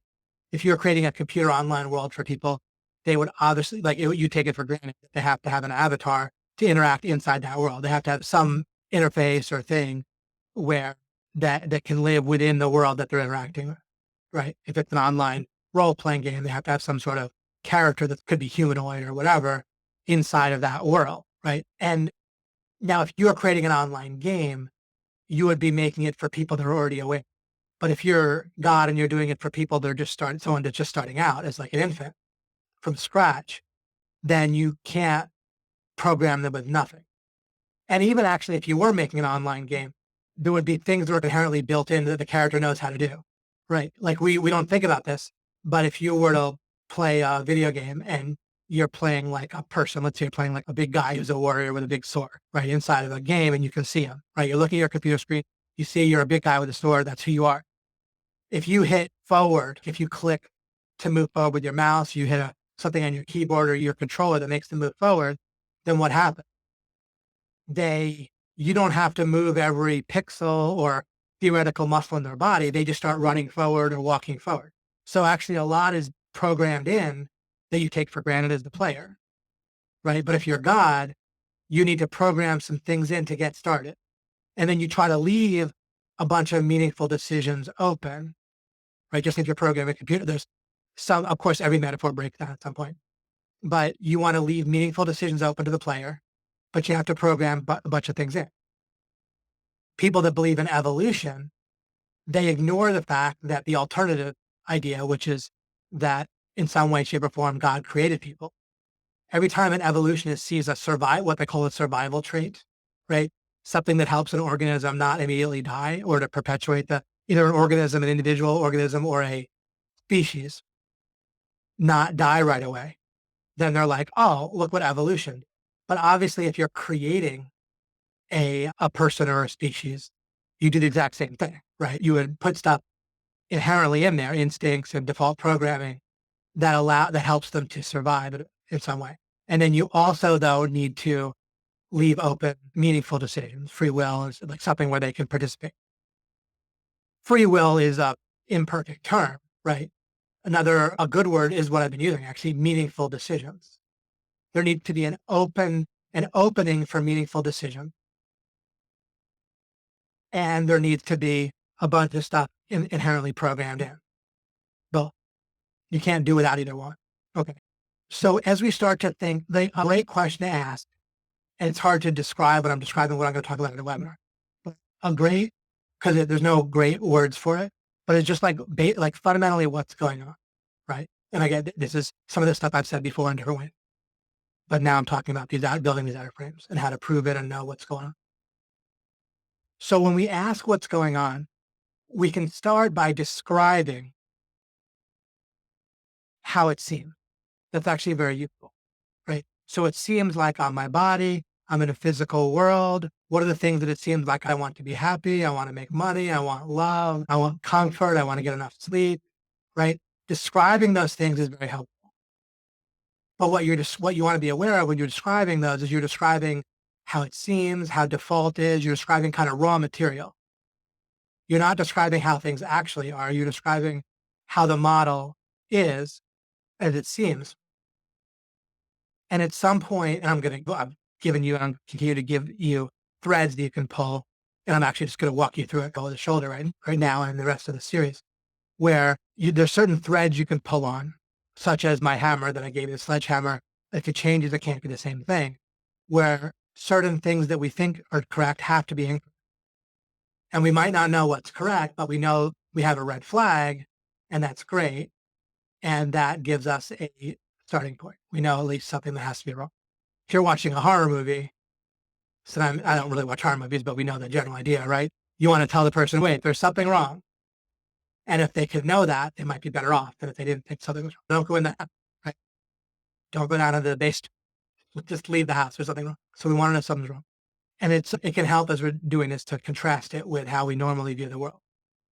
How it gets built by default. Because it's built inside out, we can actually have all kinds of contradictory beliefs because they don't have to be coherent. We just notice this and notice that, and they get stored. And if they contradict, our brain just keeps us from putting them together in the same place. I'm not having given a specific example there, but just the fact that my sledgehammer, If it changes, we know that if something changes, it's not the exact same thing. And yet we believe, or by default, that we're our body, which changes all the time. And we believe we're the same thing in a certain sense, right? If someone says, "Oh, I saw you yesterday," we understand that. We don't say, "What are you talking about? I'm totally different. I didn't exist yesterday. I just exist this second. Oop, I changed again. I don't exist. Oh, I do exist. Wait, do I exist?" The idea of us changing is incomprehensible to us.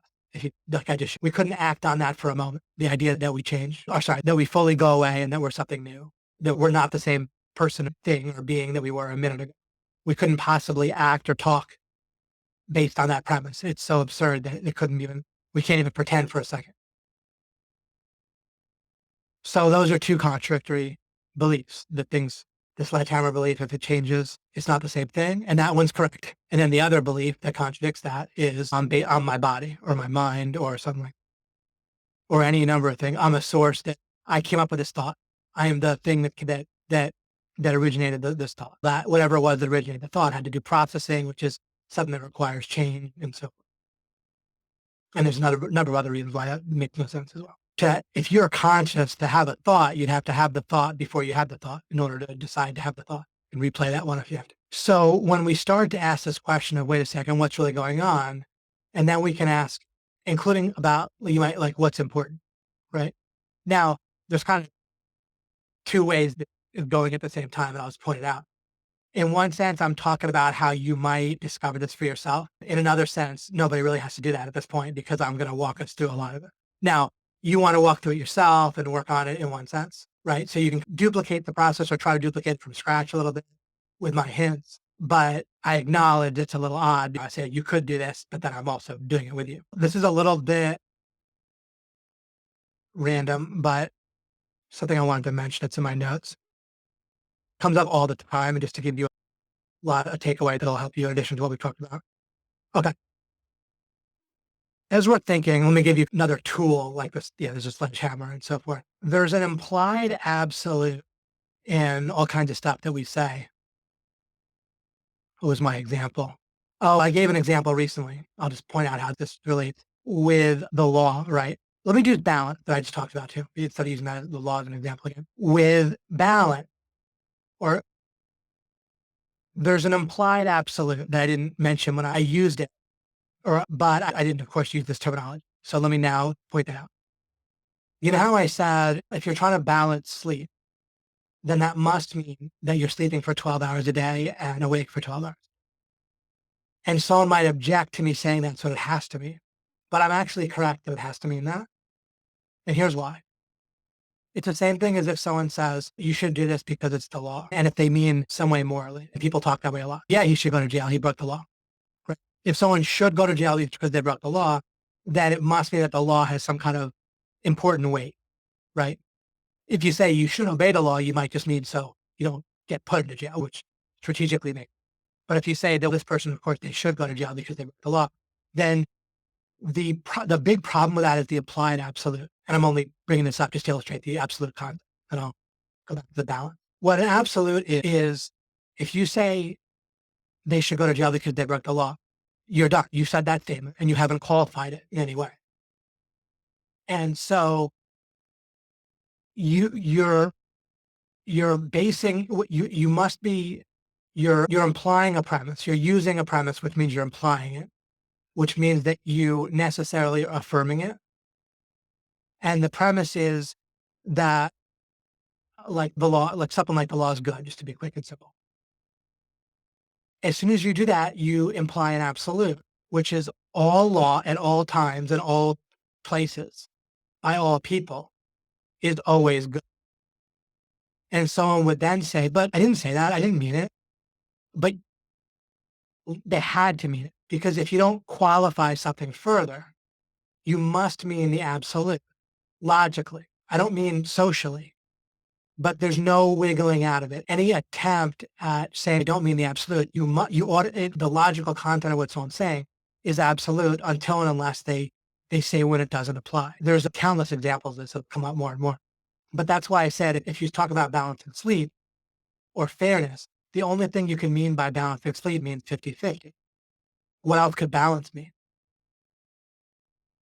right? Just balance being like a third, like that can't be balanced because then it would have to always be a third, right? Or if there's no proportion, then what the heck could balance? What else would absolute? Oh, this comes up and it gets exacerbated by a predictable issue that our mind falls into a trap with, is when people say, I need to make money. When you say that without qualifying it, and it doesn't, I'm talking about the word police, as I always say.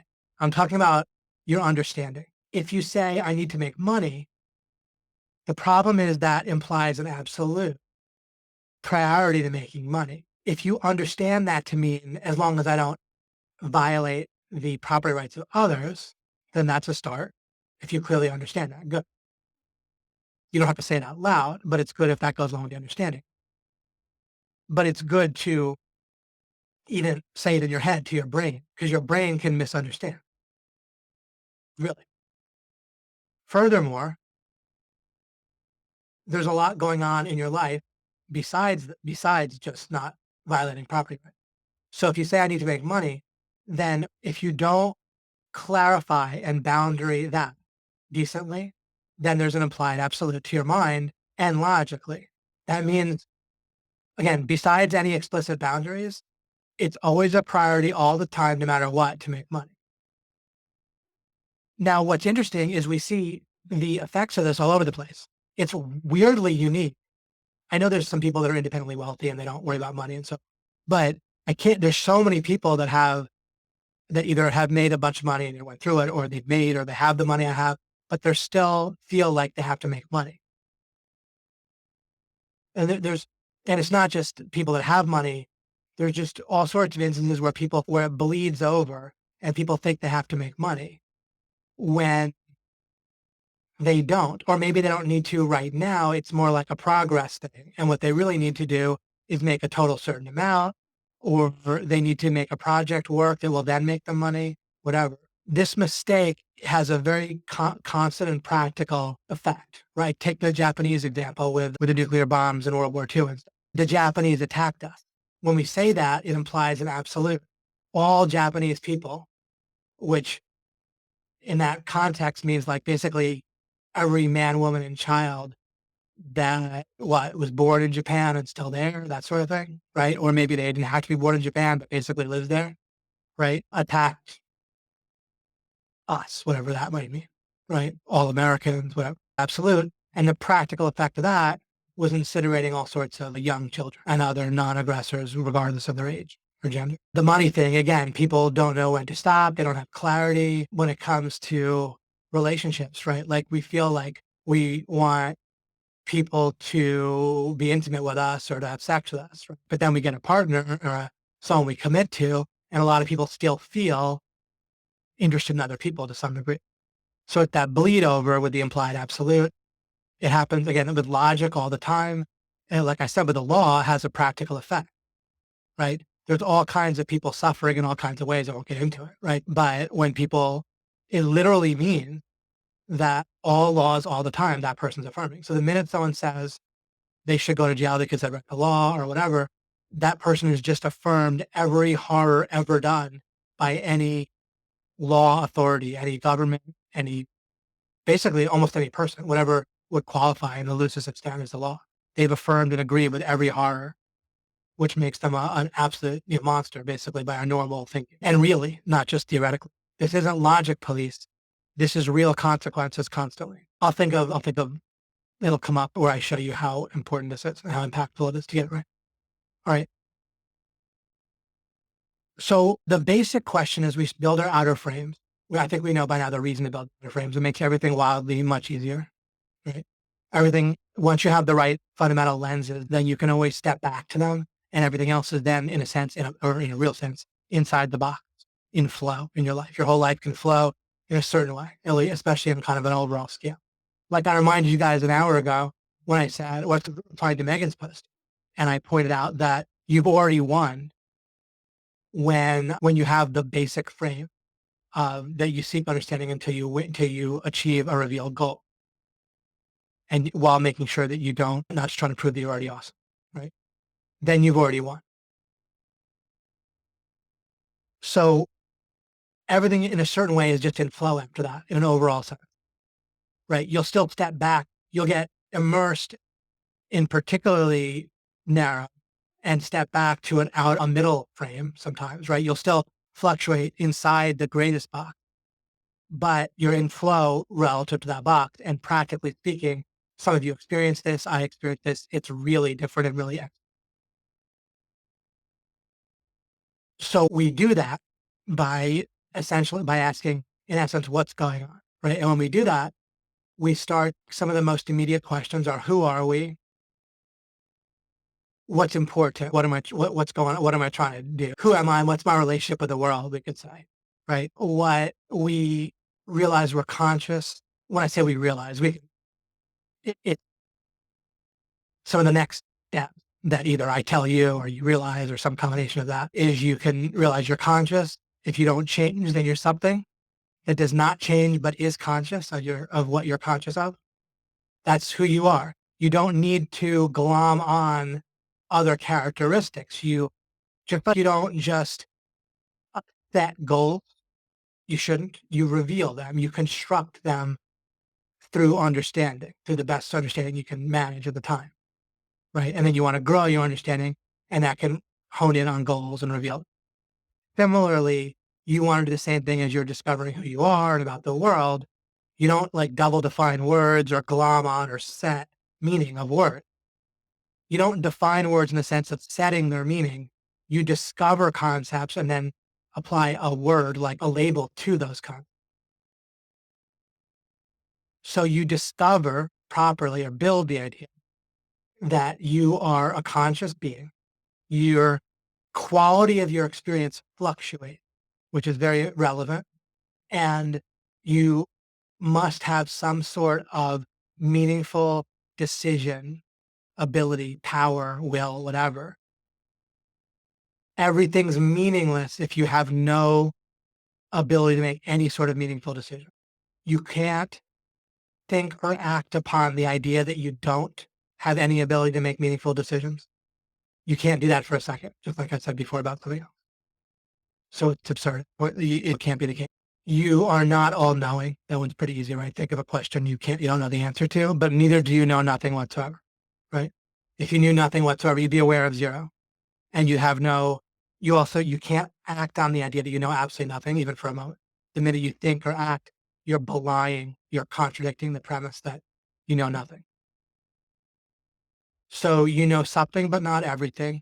You have some amount of ability to make meaningful decisions, what people might call free will, whatever. But the trouble with that term is it's loaded a little bit. So say meaningful decisions, maybe.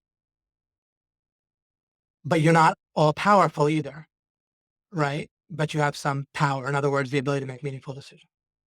There's goodness in your experience, but it fluctuates. And you don't have neutral experience. You can comprehend the idea of good and bad. I don't mean moral. I mean, in addition to moral, you can comprehend the idea of just something feeling good or being preferable to something. You can't act or think on the idea of there being no such thing as good or bad or preferences. Once again, there'd be literally no meaning to your decisions. There's no good or bad. If everything was neutral, no matter what you did, you had the same quality of experience, then everything would be meaningless again. You can't act upon that, think upon that for a moment. So it's wrong. So your conscious being, whatever it is you are, you don't change. Obviously, your conscious experience changes. Obviously, you're connected in some way to a body of some sort that changes and a mind of some sort that processes and changes. Those things are obviously important, and we'll want to understand what we can about them and our relationship with those things. And then obviously they're operating in a world of some sort. And our meaningful decisions are, of course, related to that operation and maybe to more. But something about the way our body interacts in the world, something about thinking, right, is going to be related to our meaningful decisions. That's obviously going to, like, understanding the nature of all that is, of course, going to be pretty fundamental to life. And the reason we want to do so is because we have fluctuating experience and we want to maximize it. And there's pretty obviously other people, and we're going to want them to have a better experience and more good rather than less good or more bad, right? So there's other people as well. That's pretty obvious. And we want to take that into account. If we think it through, do we want to not care at all about other people? Do we want to wish them ill, or do we want to care about them, which would mean something like we'd rather they feel good. And it's fairly obvious you want them, we'd rather they feel good. If it cost us basically nothing, would you want people to feel good? Or would you want to do something for someone that was made them better, bless them, or however you want to call it? Or would you, if it cost you basically nothing and it could really help someone else, would you be happy to do it? Would you pay a penny to have someone cured of cancer or to have something that they really want that's good for them happen to them? Or would you press a button, right? If so, then you want good for people, and then, for who, right? Maybe just for, by default, people tend to, there's experimental about this too, it's fascinating. People actually, by default, want to maximize the difference in benefit. Let's say they're allocating money to people that are like part of an in-group that they're feeling like they do this in psychological experiments and create like a sense of this person's on your team, in your group, and this person's outside the group. And then they're allocating money. And the amazing thing is whatever kind of money or other resources, people by default, they don't try to allocate for the best benefit of everyone. They try to allocate for the most difference in benefit. Like they'd rather people in their in-group get $10 if people in the out-group get $1 rather than 20 and 10, 20 and 19, like 20 for the in-group person and 19 for the out. They'd rather 10 for the in-group and 1 for the out. So that's by default. Want people who currently feel like our out-group to have relatively less than people on our in. We want more of an advantage. We feel like we're competing by default, where it's our tribe versus other tribes. We feel like we're better off if other tribes are diminished. Around the world outside the United States, this tribal feeling is particularly pronounced, in which it can be a little hard for a lot of people in America to understand why Russians want America to be weaker, but it's how people are virtually all over the world, is this tribal mentality. And they feel a relatively stronger, culturally, tribal mentality in Russia rather than in America. That's just a cultural, anthropological statement that's pretty overwhelmingly obviously correct. However, it's still, I'm eyeballing it. I'm not trying to make the case, but I'm just illustrating it. And it shows how it explains their actions and their preferences more. And why Putin overwhelmingly wins elections is when you identify with a tribe and then the leader of the tribe, and so does a strong leader and a strong proponent of the tribe, right? That's by default. And that's just these observational things about default. I'm not trying to prove them or not. They just give us an indication, something to just think about. So raw material, and to look also for not to look at those as true. But it's when we see where our kind of default and instincts come from, then we don't give them the same weight. They're just arbitrary and obviously incorrect with that one. Well, if we stop and think about it more fundamentally, then of course we want goodness for all people. How much you want to pay for that is debatable, but if it's all the same to us, right? And whenever someone looks at all people as who they're in group, then that's what they want. When people want good stuff for their in group, whatever it might be. So we merge our instincts and our default thinking in a good way by just stopping and realizing that our in group is everybody. Liberals can sound like this, but then there's all kinds of out groups that they have, right? That sounds like they care about everyone in the world, except for people who are rich, except for evil corporations, except for doctors, except for white males, Christians, conservatives, right? So they have a ton of out groups. They don't actually want the best for all people, but they don't have the in group typically of America. They don't like when someone, and I'm not criticizing, I'm neither praising nor criticizing this right now. I'm just pointing out how this manifests itself in different ways. When we stop and think about it by thinking about it, rather than just feeling what our default is, then of course, all things being equal, we just want good for other people. So that's a question of when all things might not be equal. And then when we look at people, not as their bodies and minds, but as beings, then it's easy to see that we want goodness for them, because now when we think of a person fundamentally as their body, then we think of someone fundamentally as black, white, Asian, Republican, Democrat, right? Whatever. But when we think of people's bodies and minds as those things, but then that's not, those are related to us, certainly like relevant to us, but they're not us. Then, and when we see people as beings, when we're walking around the supermarket, And we don't see people foundationally or primarily as their body or mind, but primarily as beings who can have a better or worse quality of existence.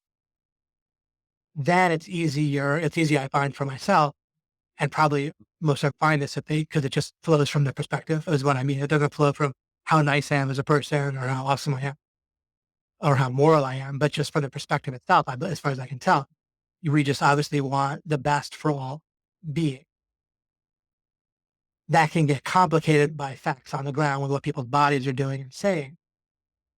But we can still maintain the perspective that the number one ideal thing we would like, even for someone who's particularly acting or believing something that's a violation, we would ideally like them to turn from that, like repent or whatever word you want to use for it.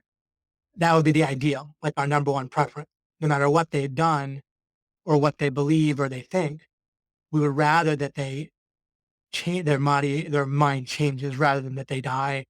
And we would never really want to torture them or hurt them. What there might be cases where, practically speaking, we might need to stop their body, including by killing them, perhaps. I'm not trying to provide a justification for killing. I'm more saying that put that aside, or to say that our priority would be that they change, ideally. When we're in this huge rush, if they have bombs strapped to their chest, in the middle of shooting people, we might need to kill them just to give an extreme circumstance. But I'm not trying to talk about, of course, killing people. I'm trying to talk about not whatever plausible. You find boundaries in order to avoid crossing the boundary, right? And so it doesn't bleed over. As it stands, logically, because of the implied absolute, people want people to die or be tortured all over the place, right? There's a recent thing when liberals got really upset about families being separated at the border. And there was, in a certain sense, I absolutely agree, right? You don't want to do that. However, every taxer, liberal or conservative or whatever, every person who believes in taxation actively believes, which means acts upon, they must want every single child in America of anyone that earns money to be separated from their parent. They want the parents to be locked in a prison cell with rapists, have a chance of being raped so that they basically condone rape, right? You put someone in prison, they have a good chance of being raped. People joke about people being raped in prison. Every taxer in America wants every child in America, millions and millions of children, to be separated from their parents, right? They want Paul Manafort's children to be separated from him if he has them, because of not paying tax on money here. If he didn't earn any money in those years, then that'll be, but if he earns money, his children should be taken away and separated, and whatever horrors then befall those children psychologically and abuse wise, perfectly fine. So in practice, and then if people try to escape from jail, they want them killed. So whenever anyone that affirms the law in general or a particular law is affirming they want anyone who violates it to essentially be killed or tortured, right? I think destroying someone's life, locking them in a room, many of us would rather be actually tortured than having our lives destroyed by prison and being raped over and over again. That at least would qualify as torture, as far as I can tell. And at the point where we're debating that, we're splitting hairs in a totally irrelevant way, right? Obviously irrelevant. So it just shows how it's useful to delineate when we might want someone killed, because nearly everyone in America and around the world wants virtually everyone killed virtually all the time. Now, I already said that people can have contradictory beliefs. Of course, they also have beliefs and actions and thoughts that contradict that, right? And I'm not the only person saying this. In the kind of mainstream main book on libertarianism, he points out that be careful when you wish for a law, because if you want a law, you need to ask yourself, he points out, David Boaz in Libertarianism, the book written years ago, and I've seen a reference by their books. He says, stop and ask yourself, do I want to shoot somebody for violating this? Because that's what really a law means, is you shoot the person if they violate, right? Like first you assault them, handcuff them, put them in a concrete cell with rapists, and then if they try to escape, you shoot them. But it's in shorthand and simple. Get to the shooting part and ask if it's reasonable. If you say there should be a law against this, say, should we shoot people for not doing it? And maybe we should, right? If someone kills a bunch of people or isn't going to do it a bunch more, then maybe it's reasonable to shoot them. But but there's a lot of regulations or laws where that might not be what we want to do. Okay, we're a being, don't change. neither omniscient nor know nothing. We make meaningful decisions. We have fluctuating valued experience. We want our experience to be obviously then maximized over the course of our existence. That might mean we want other people as beings. It gets confusing when we fundamentally think of people as bodies and minds, which we do by default. But when we stop and realize they're a being, we want the quality of their existence to, of course, be as high as possible, all things being equal, which they ultimately are equal. Even if someone violates or wrongs our body or our property, we ideally want them to change their mind and change and understand, because we ultimately want all beings to be. They got proven that reasonably. You can work it through yourself if you want to. A proof is basically understanding. Understanding comes from a framework, and basically, which means more talking and thinking, right? Writing things out. It's not like a geometric thing or a bunch of axioms. It's understanding framework, like I said. And so it's not an action that's done to somebody else. I can't prove something to you. A proof comes from a proper framework that's built on understanding and clarity of distinctions. And you can say, well, David, how can you ever prove something because you don't know everything and you don't have a framework? Yes, you can know things by knowing distinction. You can see how sometimes the opposite of something can't be true. And so therefore it has to be true. The opposite of the opposite has to be true. And every example, I've done just a dozen examples in the last 20 minutes of that. Opposite can't be true. You can't think or act on it. Therefore, it can't think or act on the idea of not having meaningful decisions that you make, whatever that is. You can't, that's not the case. You're also obviously not omniscient. So you have some amount of ability to make meaningful decisions. And the trick then is figuring out how that works, right? Because we want to maximize the value of our experience over the course of our entire existence, however long or broad that is. And so it's going to come down to making meaningful decisions, which of course comes down to understanding. And so it all relates. Epistemology refers to basically understanding, right? I'm not omniscient. Also, I'm not infallible, or the thoughts that come into my consciousness field that feel certain from my mind, we might say, or whatever, however they get there. Are they infallible?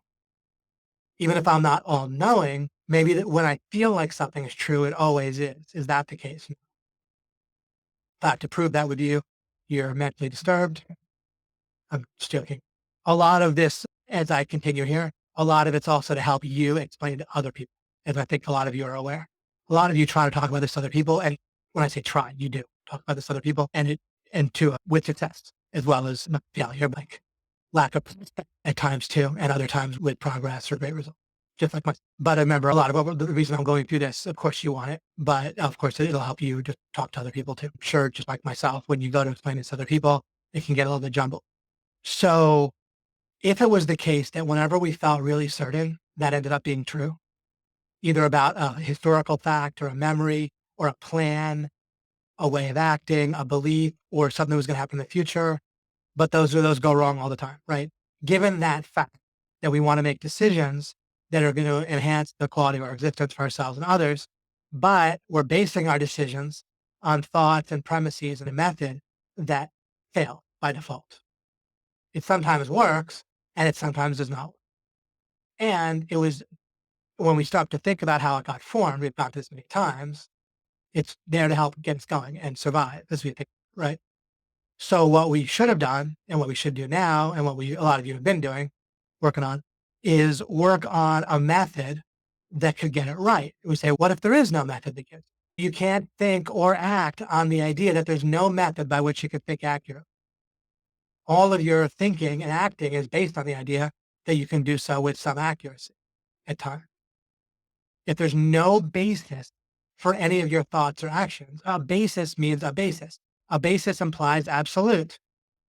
A basis has to be correctly true. Otherwise, it's not a basis. There's no basis for any thinking or acting if there's no basis, but there must be a basis. So you figure it out. It should be a priority, because what could possibly come before that? And then as you start to get that straight, which has to do with matching, truth is matching, making distinctions, seeking understanding, and the opposite, right? Anything that promotes clarity, going to extremes in your mind to test a premise. If a premise is true, it must always be true. There's no such thing as a premise that's sometimes true. A statement that's sometimes true is a false statement, a false premise. Well, right? Birds are white. You don't have to say the word. You don't have to say the word all. If I say birds are white, then that means that all birds always at all times are white. That's what birds are white means because there's no qualification, so it must be absolute. Right? What if it meant sometimes birds are white? All language and thinking would break down if there was no implied absolute. Right? If I say don't punch me in the face, remember the punch me in the face test? If that's not absolute, you could say your statement had no content. It didn't always apply. I just figured this is one of the times it didn't apply. So you punch me in the face. There has to be an implied absolute, otherwise everything breaks down. So there is. So if you, no matter how extreme, now if you twist the meaning of something that's not an extreme, that's twisting. Twisting, of course, is not helpful or relevant. But if you take a premise accurately and find any exception to it without twisting it, then the premise is false. It's not. To say that it's sometimes true and sometimes not true is pointless. It's just false. Birds are white is false. It's not sometimes true and sometimes false. It's false when you're trying to think straight. It's false in the sense that it's the true statement would be some birds are white. That's true. Birds are white is false. Because birds are white is literally the same as all birds, which is false. Okay. Other than epistemology, then priority. Like basically these three things: identity, priority, and epistemology, right? And epistemology, again, the basic idea of epistemology, of course, you can repeat the phrase, I don't know it's true. But in order to feel it, it's this. It's that you feel certain at utterly inappropriate and incorrect time, and you better have a plan for that. That's a practical expression of epistemology. Fabricated certainty needs to no longer be your basis, ever, period. You're going to act on it, that's fine, but you don't think based on it. You're always acting on your best. And you might say, what's the difference between thinking and acting on it? All right, I'm thinking of a trivial example first, but I go outside and walk on my sidewalk based on the idea that I'm not going to sink into the sidewalk and die. But I don't think that it's not possible for that. I know this is really particularly trivial, sorry, that's why. But I don't think it's true that it's not possible. There's no such thing. I know in the case of the sidewalk, practically speaking, it's hard to think of when the sidewalk wouldn't be there. Memory is a good example. It's astonishing. If you look at the book Subliminal, he talks about this. The experiments show you wouldn't believe how the difference between people's memories and what actually happened is shockingly way more off than we feel. Like right now, you almost certainly feel a feeling of how accurate your memories and other people's are. That is wildly wrong. And this has been terrible for many innocent people. There's something called the Innocence Project, for example. Once they had DNA measurement, they've cited so many people that were accused of being rapists and so in the 100 range or more that were accused of being rapists, finding a lineup and everything. And they weren't the right person. And the person the accuser thought it was because of based on how our mind works. Shocking. And we assume that when someone identifies a picture and then identifies in a lineup and then identifies them in the courtroom, yes, this person raped me and I saw them, you assume that it has to be the case that they did. How could they be wrong? But that's not how our memories work. So you obviously have to act on the idea that your memory works, typically, right? You don't question every second whether your parents really exist, whether you really married the person you thought you were, and so forth. But at the same time, if police and the way that their procedure was in line with what we now know about psychology, it would be radically different. We wouldn't just knowingly put innocent people in jail in the same way that if we drop a nuclear bomb, we knowingly incinerate a lot of innocent people. Even if we drop it on a bunch of aggressors, we're going to kill innocents. That's how we do it. And the way the justice is not our, but the justice system we're subject to works in America and around the world typically. And I never dispute that it's not worse in other places. I've never tried to say that America's worse in other places. I don't think it is. I don't know, but I presume it. But it's like dropping a nuclear bomb to use our justice system. It's so fraught. The method is based on things that are disproven. Anyway, the point is with epistemology and how you can act on things being what you feel is correct being correct, but you don't think based upon it. And here's where it comes down to is red flag. When there's red flag, you don't assume that what you feel is true must be true, or that even that it should give weight. You're trying to stop and look from an outer frame and look at things, avoiding things that are going to block you from clarity. I know that's a little bit vague, but it's also, I think, good enough for that, for a little overview right now. Priority becomes a critical concept because priority is the place where all three of these, identity, priority, and epistemology, are actually places where our brain, in a practically important way, has a methodology that screws things up, right? So your identity is very wrong and has all kinds of practical effects. I make better decisions and have better responses, both to get what I want and also not to have a bad response that's going to hurt me in the future with people, by my worldview of identity and who people really are and who I really am, and what my brain is, and the falsity, all of it. My responses that flow from that paradigm or that lens or box foundation are much more adaptive. They're much more productive. And trying to have similar responses without the frame, where they flow naturally, as if you're kind of like trying to fake it, right? You can't really, it's way more difficult and fraught with errors to fake something rather than to have it flow naturally from where you're standing. Very practically helpful with identity, just in terms of everyday interactions. Epistemology really helps with figuring out when my frames are wrong. Normally people protect their frames and they give so much weight to certainty. Oh, and it also really helps me have my mind not control me, in the sense of being afraid of, I had a slide about this. I'll have to, oh wow, been going for a long time. I'll have to wrap this up. I'll mainly show this. I mentioned with importance in the heroine. So our brain gets priority wrong, predictably. It gets identity wrong in a predictable and practically important way. And it gets epistemology wrong when we assign whatever I want. I can calm my brain down on being arbitrary, and it'll lose power in getting me to fear doing a certain activity, or it's going to be unpleasant, right? I know I don't want something to be unpleasant. So if something is unpleasant, then I can find out after the fact. Of course, I can guess things I don't want to do. I'm saying, if I have to do something, if I've already decided I'm going to do it, period, I need to do it, then I'm no longer interested in whether it's pleasant or not. If my brain tries to tell me it's not going to be, I call it down on being arbitrary, and it can't give me an answer because it obviously doesn't know the future. It can't be certain about the future. And what actually happens is that our brain extrapolates from our current frames, and including environmental kind of frames that are like outside, like what's going on, and also how we're feeling, our mood, all kinds of assumptions that we're currently feeling, and in a whole number of ways. When I say frame, just all sorts of assumptions and senses, and it extrapolates its guesses and thoughts, plans and predictions about future situations, how much you like it, how well you'll do, chance of success, based on a whole lot of frames that will change, but it assumes they won't. And when I talk about learning or getting better at something, mastering something, your brain does that. All that is a big example of when our brain does that.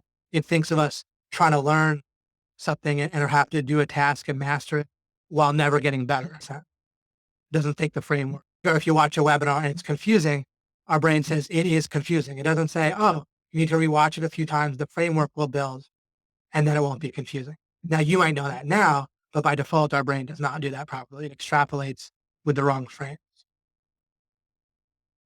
And practically speaking, that's usually important. So anyway, this gets us started building some of our outer boxes, and I'll continue. Where I was going to continue was these words, which of course I use a lot. I've used them in this webinar, but these words should be at the tip of our tongues and a big part of our kind of practical vocabulary, especially in our own heads and thinking. Default, threshold, and arbitrary.